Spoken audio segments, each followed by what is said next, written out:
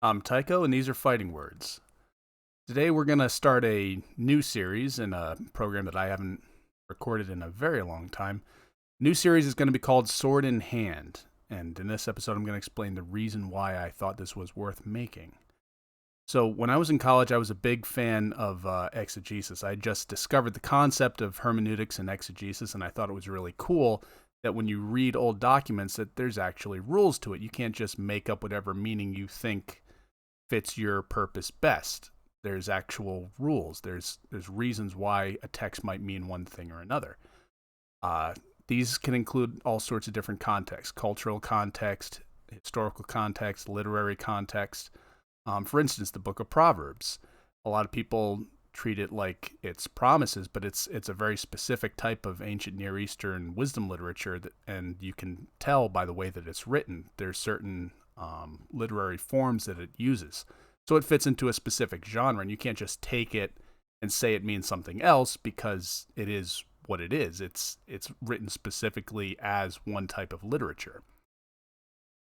So a lot of times when you're hearing different sermons and stories, the person doing it, if they're doing their job, has taken as much of the context as they can uncover into account. So if they just decided to start reading the book of Acts, for instance, and say that when the disciples were in the upper room, they were in the throne room of God. Well, that can't possibly be true because that's not what it says at all. I've heard people put this idea forward, but what they're ignoring is the context of the author. Now, last I checked, I don't know that it was ever conclusively determined that it was actually definitely positively Luke. I haven't studied in a while, but last I heard, the best bet was that it was in fact Luke. And if you know anything about Luke, you know he's not really big on idioms. He doesn't use made up terms. He doesn't like to use analogies. He's a very literal writer. Part of why I like Luke, why I like the Book of Acts. So if you're just going to ignore authorial and historical context and say, yeah, so when the writer says that the disciples were in the upper room, that meant they were in the throne room of God. Well, no, it's Luke. What it means is that there was a building with 2 floors and they went upstairs. It's really that simple. So there's a lot of different types of context. I'm not going to explain all of them. The only one I'm really going to try to explain is one that I don't know that I've ever actually heard anyone make reference to. And I guess technically it does fall into it does fall into historical or cultural context, but hardly anyone considers this specific aspect of it, and that's martial context. And the reason why I think so few people bring up martial context is because so few pastors have swung a sword or worn armor.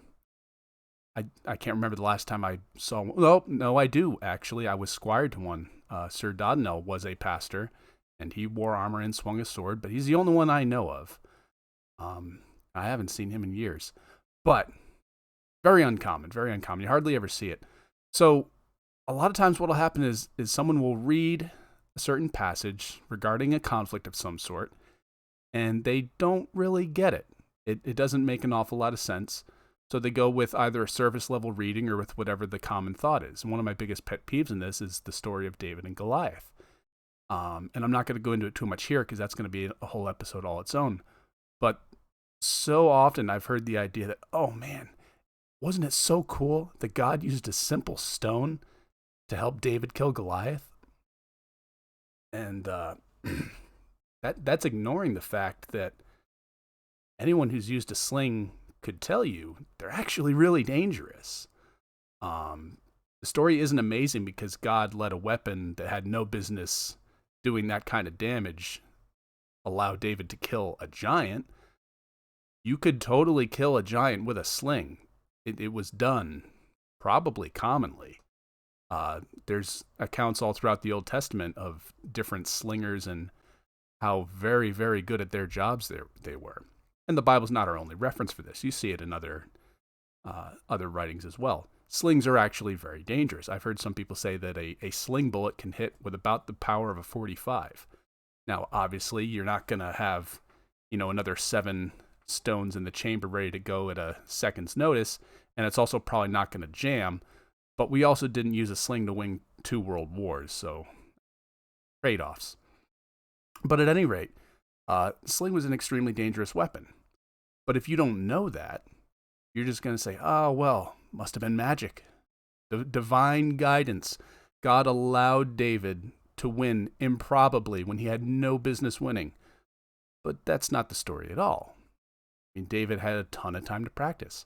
And again, I don't want to get too far into the David and Goliath story. It's just one example. There's plenty of others.